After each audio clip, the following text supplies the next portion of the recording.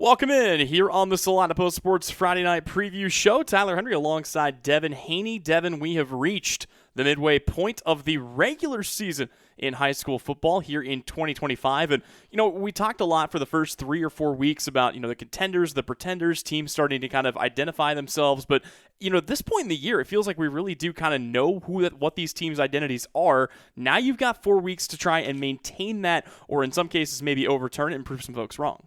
Yeah, across the state of Kansas, people are starting to jockey for position, but that doesn't mean we don't have surprises. Every single week in, week out, it seems like somebody raises their hand and says, hey, don't forget about us, or, hey, we're going to be a player this year. And I just think in the immediate area, it wasn't in Saline County, but really close by down I-70. I think that game this last Friday night was Junction City and Manhattan. Manhattan just got over a huge hurdle playing a Hayes team that seemingly has gone on this world tour of just trying to see who they can play and who they can beat of the toughest teams there are out there. Manhattan was able to win that game against Hayes 2 weeks ago, and then last week they had the I-70 showdown, one of the best football rivalries in 6A in playing Junction City, and Manhattan, I understand, had 6 turnovers in that game, and the Blue Jays were able to win that game handily against their rivals in Manhattan. Well, it just goes to show you can beat anybody on the right night, and you can beat anybody if you don't turn the football over. That's always a key for every team across the state. Let's go ahead and take a look back at some scores from week number 4, Salina Central and Eisenhower. That was a game that you and I both had our eye on. It was a game that Eisenhower won confidently a year ago. You look at this year, not so close, and maybe not the way you think. Central decimated Eisenhower 49-20 to remain one of just 3 undefeated teams in our area. Elsewhere in Class 5A, Salina South put up a good fight, but they ultimately fell 35-13 at the hands of the Hutchinson Salthawks. Another game that saw a team keep it a lot closer than they did a season ago, and I actually want to get your thoughts on this one, Devin Hanney, but the Abilene Cowboys. I think a lot of people thought they were left for dead against a Rock Creek team that they anticipated was going to come in and handle their business, the 4th-ranked team in Class 3A.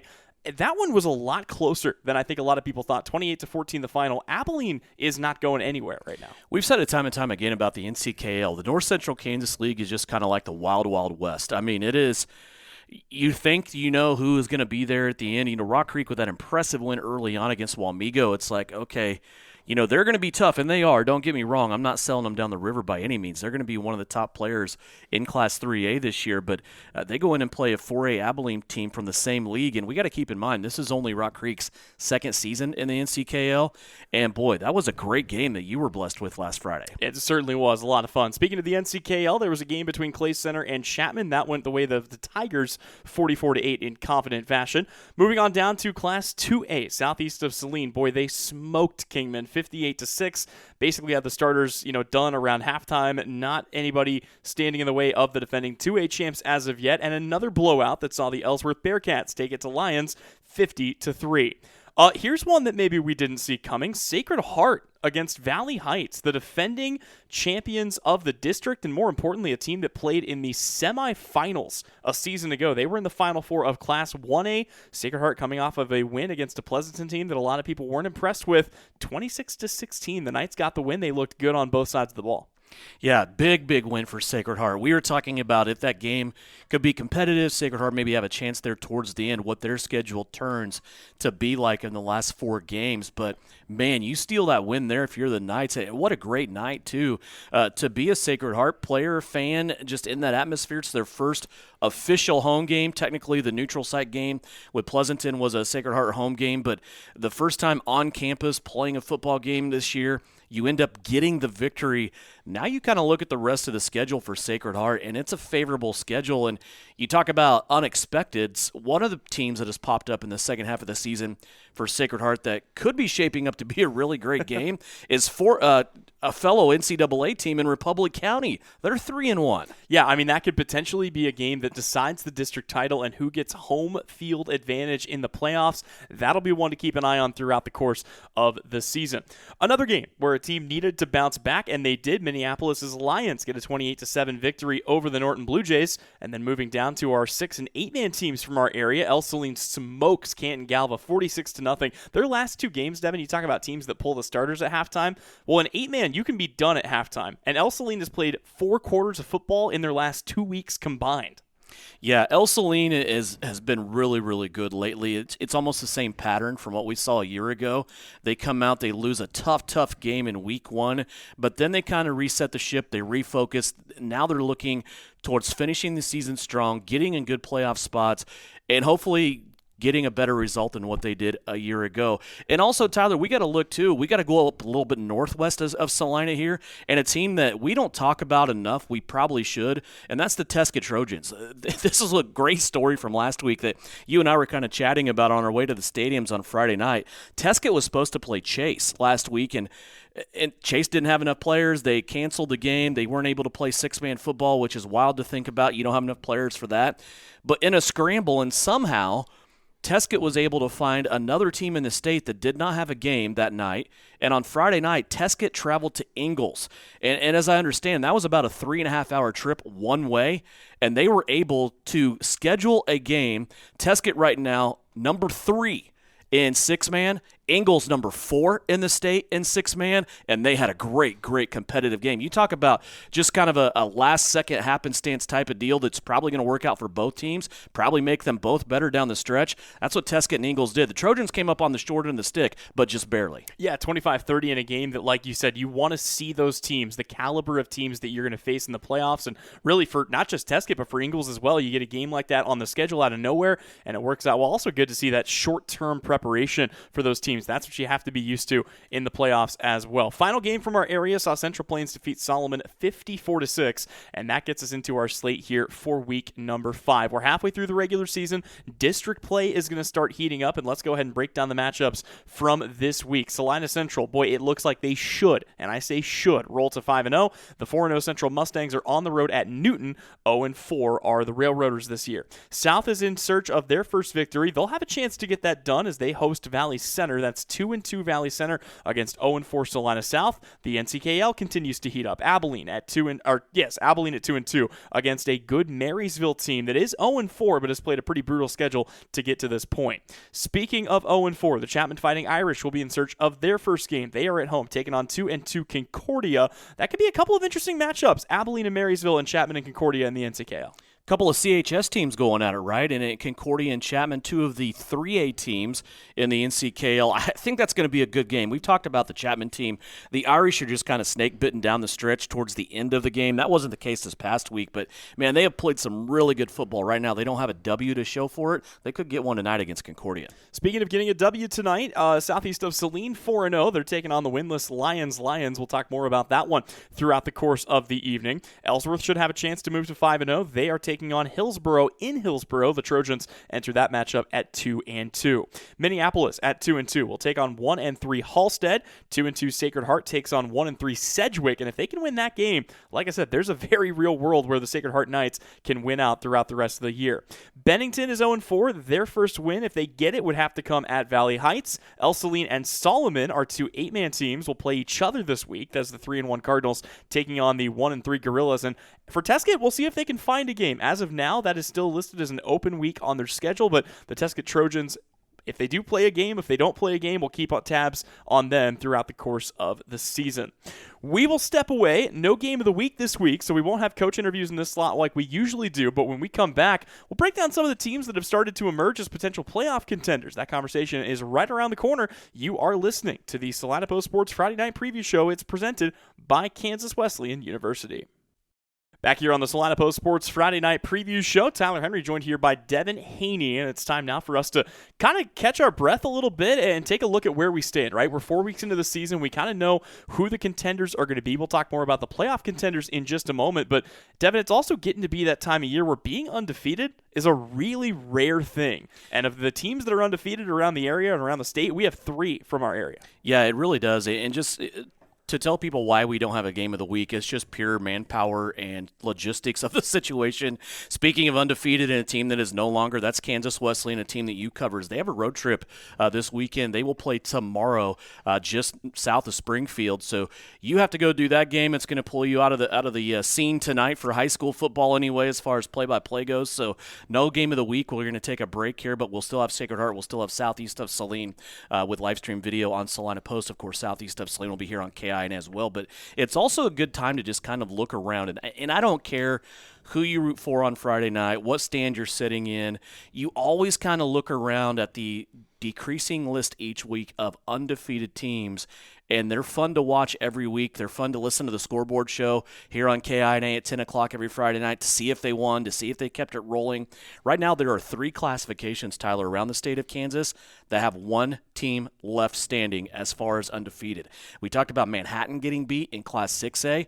3 of the top 5 teams in Class 6A all got beat last week. That leaves Mays as the only undefeated team in Class 6A. When you go to Class 4A, that's another classification with one undefeated team left. That's Cape and Mount Carmel. They are undefeated. And we talked earlier about the last-second game with Tesket and Ingalls. Ingalls is the only undefeated team in 6-man football. So those 3 classifications still have one team left. Then you go to 5A, where, of course, Salina Central is going to reside as an undefeated. They are in there right now with Baser Linwood, Great Bend, who's getting some attention, of course. They have some D1 prospects on that team. Kansas City, Washington has been a surprise from the KC metro area this year. Also Liberal and St. Thomas Aquinas. St. Thomas Aquinas, interesting. They got reclassified to 5A last year, coming off of a 4A state championship. They won the 5A state championship last year. They will try to do it again this year. Guess what? Reclassifications came out last week. Next year, they're going to go back to 4A. So it's like, how many state championships in both these classes can we get? That's a St. Thomas Aquinas thing. Talked about Cape and Mount Carmel in Class 4A. When you go to 3A, of course, 2 teams in our area with – no, let me take that back. Andale, Holcomb, Hugoton, Rock Creek, who we talked about with Abilene, Santa Fe Trail, Scott City, and Topeka Hayden. 2A, 2 teams in our area, Ellsworth and southeast of Saline. Then in the east, you have Council Grove. You have Nemaha Central. In the west, you have Russell, who is a surprise. You also have Ellsworth, we talked about. Haven and Hoisington. Go back to the east, you have Sabetha and also Osage City. 2A is still loaded, and it kind of seems to be an even split right now when you look at east and west as far as that goes. Of course, all those teams trying to keep that intact, trying to get home field advantage for the big bracket. When you go to 1A, the Cobras of Jackson Heights, just north of Topeka, they're still undefeated at 4-0. You also have Jeff County North. You have Marion, the Warriors from Marion County. They are still undefeated in 1A. Smith Center, the Red Men, they could be back this year. Also St. Mary's Colgan and the Sterling Black Bears in 1A. 8-man Division 1, you have Kensley, you have Lincoln, Little River, Linden, Madison, Oxford, Skyline, South Central, Sylvan Lucas, and Waukene. Former Southeast of Saline coach Pat Haxton, Waukene Trago, his team undefeated right now. Also, you go to 8-man Division 2, you have Axtell, Hanover, Hodgman County, Hutchinson Central Christian, Sharon Plains, Wallace County, and also Victoria. Of course, Axtell, the team right now with the longest winning streak in the state of Kansas. Them and St. Thomas Aquinas. When you look at longest in 11-man, it's St. Thomas Aquinas. When you look at 8-man, it's Axtell right now with the longest winning streaks when you take in regular season playoffs and everything. So, still 4 games in, a pretty good list of undefeated teams, but you do have those 3 classifications with just one team standing. Well, and crazy to think, too. I mean, you talk about every single team in the state has played, for the most part, 4 games at this point. It makes sense. I mean, you've got a lot of teams that have tough schedules, and a lot of times the best teams schedule tough teams in their out-of-district play to try to get better. That leads to a couple of losses. We mentioned Tesket doing that. You brought up a good point earlier that I wanted to talk about just a little bit here, and that is the redistricting as you look at, reclassifications on the Acacia side. We have a couple of teams that are going to be moving, some for the better, some for the worse, and some maybe kind of a neutral feel. The one I want to start with, though, is Bennington. That's a team that you felt for because they were starting to find their footing in 8-man. They ended up 1 over the enrollment cap, had to jump back up to 1A. A tough season last year, a tough season this year, but they will be going back down to 8-man. I think that's a much better fit for the Bulldogs. Bennington, yes, we talked about it almost to no end, just one student. So that's all you had, and it's just kind of silly to me that one student is what gets you to another classification that not only makes you play a different style of football, it makes you change your facilities, right? The field's a different size. You have to move the goalposts, things like that. Harrington in Dickinson County, right next to us here, they're also in the same boat. They went to 11-man, barely. Now they're going to go back to 8-man next year. Just kind of statewide, some different things. I talked about St. Thomas Aquinas, the defending 5A state champion. They're going to move back to 4A next year. Great Bend is going to 4A next year, which seems crazy silly to me. Really nobody here in this immediate area is going to move classifications. When you look at the NCKL, Marysville is going to drop from 3A to 2A. Also kind of up in that neck of the woods, so to speak, at Nemaha Central. They're going to go from 2A to 3A, which will be interesting to watch. That Nemaha Central team, not only have they been very good, they're still going to be very good this year and next year. You just kind of think about that. You're like, what if in that department of how my brain works? I know Nemaha Central right now, they hardly lost any seniors from a year ago when they played for a state title against Southeast of Salina. They're going to be good this year, too. I expect them to be there, and they're going to be mostly juniors. Carter Hike, the superstar for Nemaha Central, his class and him are juniors. Next year, they have a chance in 3A to be back there again. What if you had a state title game and it was Nemaha Central and Andale? What would that look like that you can kind of play that what-if game for next season? Yeah, it could be a lot of fun. The other team that we didn't mention as well is Rock Creek, who's going to be jumping up from Class 3A to Class 4A. And for as challenging as 4A is, there's a part of you that thinks, man, we don't have to run into Andale in the playoffs anymore, which I think everybody would be content with. So that's a look at the movers and shakers with the reclassification across Keisha. You can check that out and kind of see where your favorite team may reside there. But as Devin mentioned, aside from Bennington, no other major changes from our area. We're going to take a break. When we come back, we're going to take a look at the top contenders in our area, check in on where they're at, who they've got, and what they might be able to do come playoff time. We'll also get you a quick preview for the 2 games that you can tune in for right here on the Salina Post Sports Network. So don't go anywhere. That's all right around the corner. It's the Salina Post Sports Friday Night Preview. It's brought to you by Kansas Wesleyan. Back here for more of our Salina Post Sports Friday Night Preview. Tyler, Henry, Devin Hanney. We've been talking a lot about this is the midway mark of the season, but let's talk about a couple of teams that it might not be the halfway point for, because ideally, you play more than 8 games. Everybody gets to play in week number 9, then you get deeper into the playoffs. If you make it to the state championship game like Southeast of Salina did, you get to play 13 games. So, we're starting to see the teams separate themselves. You've got bad teams, you've got good teams, you've got great teams, and then you point to a couple of teams that you say, that team might be able to make a deep run. The first one that comes to mind, and we'll start in Class 5A, Salina Central has looked awesome this year. They've completely flipped the script on a couple of games that people expected them maybe to win last year that they did not win, and in the games that they eked out last year, they have looked dominant. They are 4-0. The big wins you point to are over Goddard Eisenhower and a very improved Salina South team. But really what comes down to, for me, it's the difference in the guys that they brought back this year. Griffin Hall has been awesome at quarterback. He has 771 yards, 12 touchdowns, has not thrown a pick yet this year. And they also have one of the leading rushers in the state of Kansas in Cooper Reeves. Yeah, Salina Central, 4 wins a year ago. They're already at that win total with no losses. They're off to a great start. And as you said, it's not, there were a couple of games last year where we just kind of cringed and went, that's a bad loss, or, wow, they could have won that game or should have won that game.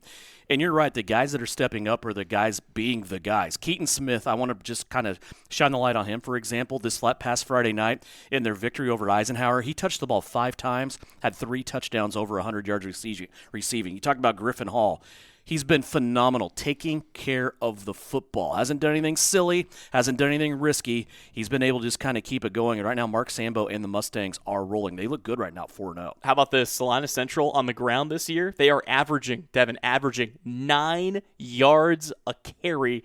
That is a winning formula come November. We hear that all the time from Coach Sambo and his crew. The other team is one that we kind of expected to be here, right? It's the defending 2A state champions in Southeast of Salina. You'll hear more about them on the pregame coming up after this show. But, dive in a little bit here to what has made SES so good. Because a lot of people say, okay, well, you won the state championship last year. You bring a lot of kids back. It's that simple.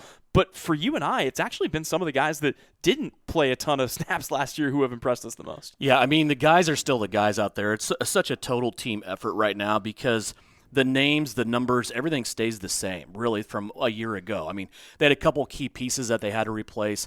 Guys like Kendall Miniman on the offensive and defensive line, Deacon Bear, who was kind of that Swiss Army knife, Tucker Thaxton they had to replace. Well, on the receiving core now, instead of Tucker Thaxton having 100, 150 yards every week, it's 7 different receivers catching the football. One of those has been not really a surprise in his stats, but just a surprise where they're coming from, and that's Grady Gebhardt receiving the football. He only had 1 receiving touchdown a year ago. He's already almost pushing double-digit receiving touchdowns this year. He has an even split every single week of over 100 yards rushing, over 100 yards receiving. Tyler, so far Grady Gebhardt has played 9 quarters of offense. He has 17 touchdowns in 9 quarters of offense. You look at Southeast and you're worried about the level of competition. Usually the 3-game spread that they just came out of, where it's Clay Center, Beloit, and Kingman, you say, okay, if you can get through that and you're dominating those teams, that's a good sign. But they're so good, I think we're having a hard time gauging on where their competition is going to come from to kind of sharpen that knife. I'll give you an example in the Clay Center Tigers from the NCKL. They are 3-1 right now. The only game they have lost is to Southeast of Saline. In their 3 wins, they have given up a combined 22 points. Southeast beat them 46-6. So I think Southeast is that team, but right now it is staying sharp, trying to go out, stay injury-free. And while all this is going on, by the way, you have juniors, sophomores, and freshmen building skills. Yeah, I'm gonna put one more stat to your Grady Gebhardt note, and then we'll move on to the next contender from our area. You mentioned he's played 9 quarters of football this year. He's averaging 100 yards of scrimmage per quarter played. I mean, those are the kinds of numbers that Grady Gebhardt is putting up this year. It is absolutely ridiculous. We've talked about 2 of the best running backs in our area, one from Central in Cooper Reeves, one from Southeast of Salina in Grady Gebhardt. But speaking of rushing, the Ellsworth Bearcats are looking good again this year. They're off to a 4-0 start. They're winning games they're supposed to win, and they have the leading rusher. More rushing yards than Grady Gebhardt. Granted, he's played every quarter, and then Cooper Reeves. Almost 1,000 yards rushing already for Tucker Goss. Yeah, you talked about it a week ago, maybe 2 weeks ago, the increased weight, just kind of like they had a game plan when they came in this year under Josh Homolka. It is, we're going to put on some weight. We're going to hit the weight room. We are going to be a smash-mouth physical football team. You have to be physical in the NCAA. If you're going to compete at the top with Beloit, with Southeast of Saline, it's going to have to be that type of presence. Ellsworth, I think, they've kind of turned the page a little bit in their program, especially offensively, where they've kind of been 4 or 5 wide and mostly finesse. They are in smash-mouth football mode right now. Yeah, 1,624 yards of total rushing this year. They're averaging over 400 yards rushing per game. They do need to get the passing game going a little bit more, and I think that their success deep in the playoffs will hinge on the play of sophomore quarterback Carson Jacobs, who to this point in the year, 2 passing touchdowns to 3 interceptions. He has just 244 yards, but he is a threat to run the football as well, and we've seen them utilize that very, very well. The last team that we want to talk about specifically as a playoff contender comes from down in 8-man, and boy, it feels like the same script for El Saline so far. They went out, they played a really tough week 1 opponent. They lost that game, and then they bounced back, and they have been rolling. Every opponent that they have seen since, I would expect them to probably do the same thing again this week as they take on the Solomon Gorillas. But, Devin, we talk all the time. It's nice when you can rest your kids. They haven't played a second half since the week 1 game against Hanover. Yeah, El Saline, I said it earlier. I mean, you play Hanover right out of the gate. You kind of see what summer practice and what that looks like for you. You go out, you lose a close game. You know you might see them again later, but now you have teams coming up on your schedule that are going to be tough. You have Central Plains, you have Little River, you have teams like that are going to pop up sooner or later on your schedule.